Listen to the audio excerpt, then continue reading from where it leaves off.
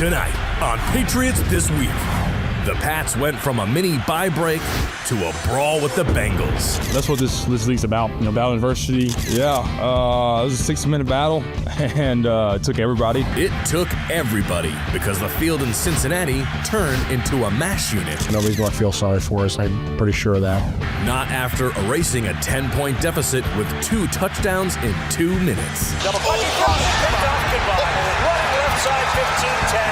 Turning around, backpedaling into the end zone. It's Marcus Jones. Yeah, it's the National Football League, any given Sunday. Now it's any given Monday and a primetime matchup with a postseason nemesis, the New York Football Giants. Now it's Patriots This Week.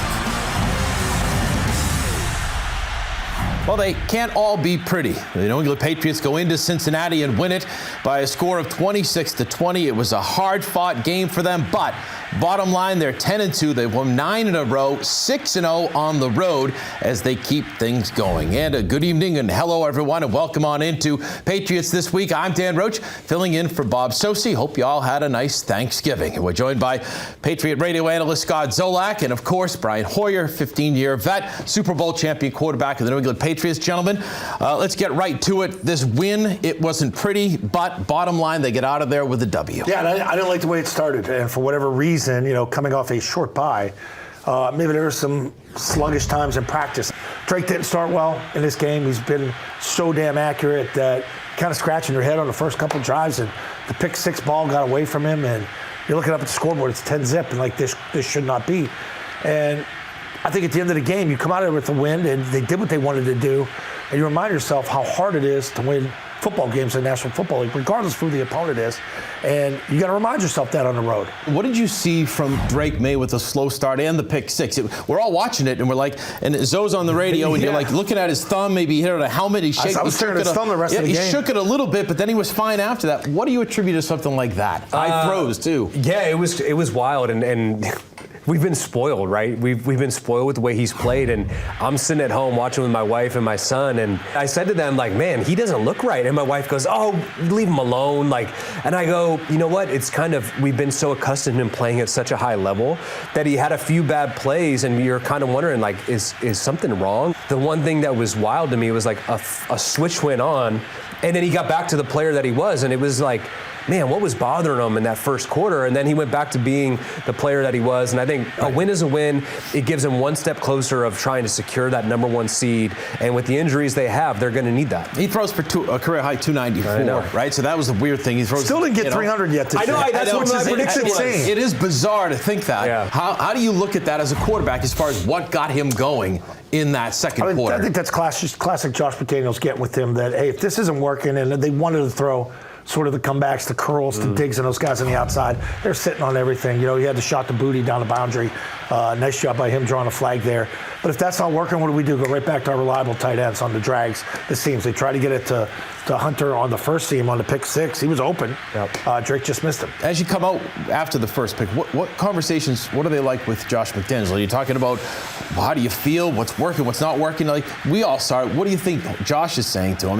Or is he just moving on? No, I think Josh does an excellent job during the game of moving on to the next series and just really being analytical. Come over to the sideline, look at the pictures. Look, I played for Kyle Shanahan. Kyle was an emotional play caller. You'd have a bad play on the field, you'd be hearing about it in your helmet. Josh is not that way. He's very, in the game, he's calm, cool, collected, and I think of all the players that Drake has played with, and he's had a tremendous year spreading the ball around, go back to when he first took over as the quarterback, who has he always gone to when he needed to get things going? It's been Hunter Henry, and Hunter came up with a huge day, career high in receiving yards. I thought the touchdown to him was such a well-designed play, and that really got the offense going, I think, out of that funk, which was a tremendous call and great execution.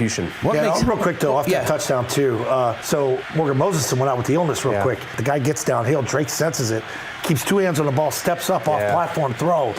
You're going to have to do more of that as you juggle offensive linemen here until those young And that's a sign of maturity right there from Drake Maye. He's only played 25 games.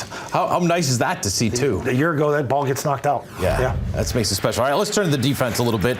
No Milt Williams, no Kyrus Tonga as you advance. Since he runs for 120, the Jets the week before 5 per carry. They had been so good for so long. He's starting to see some leaks. What are we thinking with that run defense? Milt Williams not there. I think that, let's set the whole stat thing. It's back to the Richard Seymour stuff. Well, Richard doesn't get a lot of sacks or tackles. Yeah, he's getting blocked by 2 guys, and everybody else is making plays. You miss Milton. That's a $100 million player right there. You're taking out of the middle. You're juggling a bunch of other guys in there. Durden's got to be better. He's going to get an opportunity. I don't know what's up with Tonga in the chest. We'll see how it goes. You get an extra day here. But, you miss Milton Williams. The reality is, they only gave up 13 points. 7 came on the pick 6. And so if your defense is going to go out and give up 13 points a game, you're going to have an opportunity to be in every single game. Obviously, Marcus Jones, coming up big with that pick. He kind of did a good job of sneaking behind the line. Flacco couldn't see him. And I'm sure you saw Flacco's reaction. It was just like... If you throw it, you know it. Oh, it's the worst man. It's the worst feeling you could have as a quarterback. Worst feeling. But that was really... Look, that got the energy going. And you said at the beginning, they all can't be... winning by 3 touchdowns. They did a tremendous job. They battled it out. I was getting a little nervous at that last drive. Flacco's slinging the ball around. It takes one shot. Yeah. He loves putting it up, and he's got a good arm. So, and again, Carlton Davis steps up when you needed him to. Exactly. Right? Carlton Davis played best out of all your corners, probably followed by Marcus and then Gonzalez. And it's usually the other way around. Gonzalez gets beat. It was a good route. We got beat at the jam. I just think, too, is like the big-time corners, you play to that level with your competition, too. The one thing that I admire about this team is not every week is the same, and they keep figuring out ways to win a game. We always would say, the game declares itself. You don't know how it's going to go. You have a good feel of the game plan, what they're going to do. Now, all of a sudden, you get there. It's a sleepy environment. Things aren't going well. How are we going to win this game? It doesn't matter what we did in the past. Doesn't matter what we're going to do going forward. This week could be totally separate from what we've done in other weeks. Let's just figure out a way to win this game. There seemed to be a certain confidence/swag that's growing with this team. Not cocky, but just, we're watching them, and they just kind of feel good about themselves. Well, they're winning, and I think you get so used to losing. Losing is contagious, and you get used to losing, and it's been too much of that going on the last 2 years. It's good to see. I think I saw Carlton Davis. He said, this is the closest locker room I've ever been a part of, and I've always go back, look, I played for 9 different teams. The closest locker rooms that I was on were the ones here in New England, and when you have that, you're going to go the extra inch for your teammate. You're going to go, and they dedicated the win to Jelani Tavai. This is a close unit. And that can get you through some of those tough times. They're going to have some tough times dealing with injuries coming up. That's where that team comes even closer together, figure out a way to win, and eventually, Lord willing, you come down to some meaningful games in January and hopefully February. That can get you over that hump. All right, good stuff. And again, the bottom line is the Patriots scored 26 points. They put up 400 yards of offense. The D made plays when they needed to. They're 10-2, and the fans are complaining. What a difference a year makes. It's great to see. All right, up next, we're going to go into the minds of these 2 quarterbacks inside the 5-yard line. The Pats had a problem, especially in that third quarter goal line situations. We'll talk about that when we can come right back. Stay with us here as Patriots This Week continues. We'll be right back. Patriots This Week is brought to you by Cross Insurance, official insurance broker of the New England Patriots. By DraftKings Sportsbook, the official sports betting partner of the New England Patriots. And by Sports Illustrated Tickets, 50 million sports, concerts, and theater tickets. 0 fees. Fans deserve better. Visit SITickets.com today.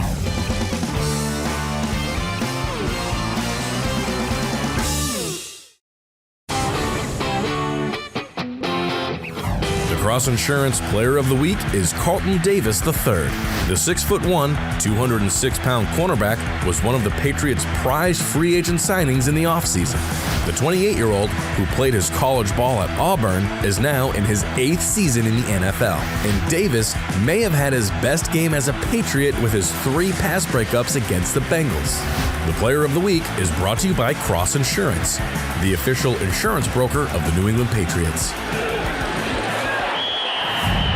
Ball's on the inside the 5-yard line, and you have to figure out how, if you're going to go big people and big personnel, and we were out of that. But you have to be at your best down there.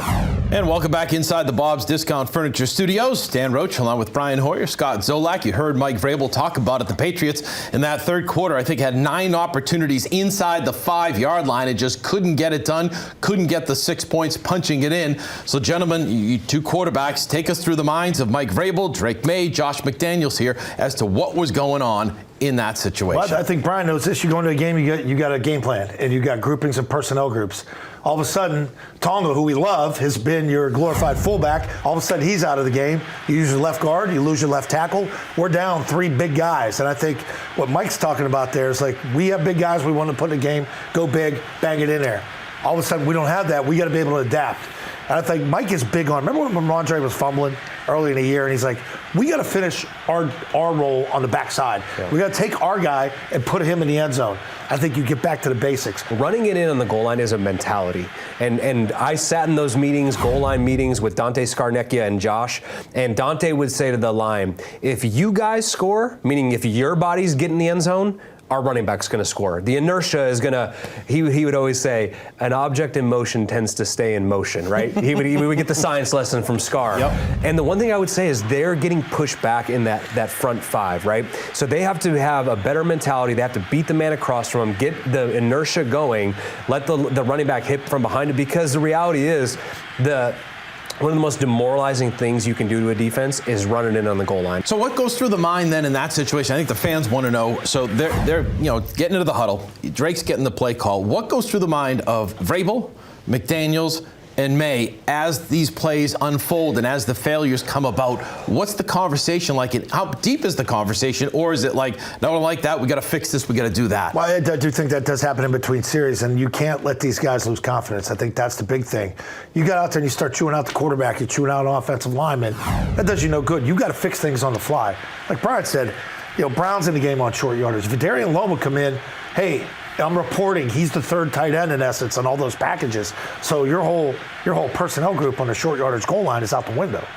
Now you got 7 days to prepare for it. They'll be much better on Monday night. Yeah, I think the one thing people don't realize, when all those injuries go down and Jim Whalen comes over to Josh, hey Josh, you don't have so-and-so. He's just taking a black Sharpie and just basically erasing an entire column of the play sheet. And now you're trying to go things on the run, trying to find people and put them in positions. And also, we've talked about it before, the continuity of the offensive line, firing off the ball on double teams, like that comes with practice and time together. They didn't have that on the fly. You're right. So they'll be better this week. Does the situation with Drake Maye, does that factor in? Only 25 games of experience. Does a more experienced play caller or what have you, quarterback, does that make a difference in those situations? Not having the personnel and seeing things that maybe he thinks he can see?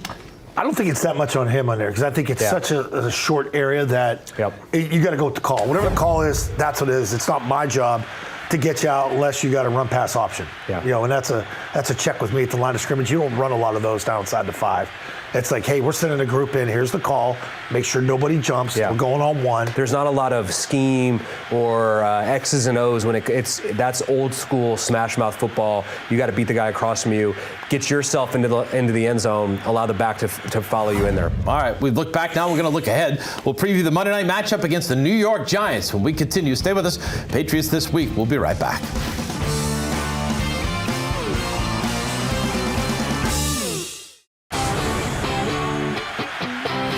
All right, time now for your Zoe Show here on Thanksgiving week for all you turkeys out there. Speaking of turkeys, tell you what, this defensive front for the New York Giants, not a bunch of turkeys. They're pretty good. Probably the best defensive line unit we faced all year. We're going to take a look at a guy by the name of Brian Burns. You said, so that rings a bell. Remember, he was a first-round pick for Carolina back in 2019. Remember the old twist the ankle game when we were down there? Yeah, that was Brian Burns and Mac Jones. But we're going to take a look at him, freeze it right here. Look at the edge here. You got guys like Abdul Carter. Burns is going to be up here. And you're going to watch his ability to get to the quarterback here. Now, this is problematic when you got a brand new tackle in Darian Lowe starting the game this week. Freeze it here. So he's not an edge guy. He's not an edge guy. Where are they at? They'll take him. They'll put him right here in the middle. Give a little stunt between the A-gap here. Watch the pressure he gets. Great motor with this guy. He's 6'5" and a half, about 260, but he's got 13 sacks. Freeze it right here, up here at the top. Again, the ability to get past the tackle, and when I say back downhill towards the quarterback, that's essential. That's why you need to extend it, push it past the quarterback. They didn't do it there. And if we don't do it, you're going to see Drake Maye doing a lot of that on Monday Night Football in the red and white uniforms, and I don't want to see that. There's your Zoe Show. And welcome back on into the Bob's Discount Furniture Studios. Stan Roach along with Brian Hoyer, Scott Zolak. We continue on Patriots This Week. The 2-10 New York Giants come in, and this is a strange team right now for this Patriots matchup. They fired their head coach, Brian Daboll, a few weeks ago. They fired the defensive coordinator, Shane Bowen. Now they've got Mike Kafka, Charles Bullen. They've blown 5 double-digit leads, yet they won 517 yards of offense in Detroit and lose in overtime. What are we thinking here as you see the Giants come to town? Dangerous team because they play hard, they're competitive, they're in every game. This might be the best defensive front they faced all year. Old friend Brian Burns, remember him, saw him in the Zoe show, and then Abdul Carter on the other side. They got some wreckers, and that's something you worry about with the Darian Loan Company going out there, and hopefully Morgan Moses will be at full health. Yeah, this game scares me. I think Zoe hit it on the head. You're dealing with injuries to the offensive line. The strength of the Giants' defense is their defensive line. You mentioned Burns, Abdul Carter, high pick, Thibodeau, Sexy Dexy, Dexter Lawrence in the inside, and on top of that, they have nothing to lose, right? The coach has been fired. That now they got a new D coordinator. He's going to be making his primetime debut. You don't know what his scheme is going to be. Obviously, can't change that much, but don't think that he's not going out there to try to make a name for himself on Monday Night Football. Draw up some exotic blitzes. Resume builder. Put Burns, have him walking around. And so in a game like this, the easiest way to go out and take their will is to go up and get up quickly. And so on the flip side, offensively, Kafka trying to make a name for himself. You know, we've seen it the past few weeks. We had our buddy Gunnar Olszewski throwing a touchdown to Jameis last week. You got to be on alert for any keys trick that plays, might show you anything, trick plays. right? And so, you got to come and you just got to be prepared and you have to adapt. Wide receivers coach Todd Downing told me early on in the season, Mike Vrabel has the ability to get in front of the group and say, if we do this, this, and this, we will win this game. What are those keys in your mind, Zoe? Don't turn the football over, win short yardage and goal line, and limit the run. I think that's it. They got to get back to stopping a run. They do that. I think that keeps the point production down on defense. And if you just manage the game the right way, we got enough players on offense. Spread the ball around, go out and get Dre back up and running. The one thing, too, what's the quarterback situation? You know, Jackson Dart has played well. And I would say this, the Patriots defense struggled a little bit with Justin Fields and his mobility. Well, if Jackson Dart plays, no quarterback has had more called runs than him. So how do you adjust the game plan? If Jameis plays, he's going to take some shots down the field. He can keep both teams in the game because he'll just keep slinging it. Doesn't matter if he throws 4 picks, he could throw 5 touchdowns. So if you can get out early on this team, take their will, you'll be a lot better off than if you let them hang around. Well, it's funny you say that because the Patriots have given up points 9 of the first 12 drives this season. Opening drives for the Giants, they've scored 6 touchdowns on those 12 drives, most in 18 years out of a Giants team. So that's going to be a challenge come Monday night. All right, game changers and predictions. When we come back, stay with us here on Patriots This Week. Patriots This Week is brought to you by Cross Insurance, official insurance broker of the New England Patriots. By DraftKings Sportsbook, the official sports betting partner of the New England Patriots. And by Sports Illustrated Tickets, 50 million sports, concerts, and theater tickets. 0 fees. Fans deserve better. Visit sitickets.com today.